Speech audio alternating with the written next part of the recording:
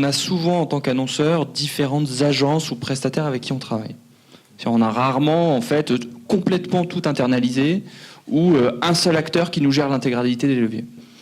Et en fait, donc, du coup, chacun va avoir ses chiffres. Alors, on va vous dire, oui, nous, on est en post-click 30 jours, ou si on passe de post-impression 7 jours, 24 heures, etc.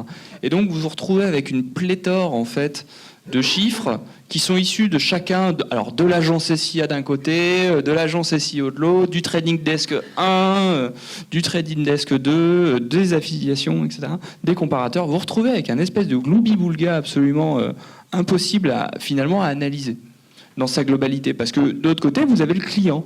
Et le client, lui, il va rentrer par une campagne display, et puis il va revenir vers un comparateur, et puis il va revenir via le SEO, et puis via votre emailing, etc., etc. Suivant les secteurs, on sait globalement qu'il y a au moins 4 à 5 points de contact avant une conversion en moyenne. Et ça peut aller jusqu'à 30. Moi, j'étais dans le milieu du voyage avant, chez Weekend Desk. On sait que c'était 15-16 points de contact avant une conversion. Et donc vous dites, comment moi, en tant qu'annonceur, je peux être cohérent, en fait, avoir une vision complètement silotée, alors que pour mon client, en fait, c'est le même client qui utilise mon site et via une expérience unique.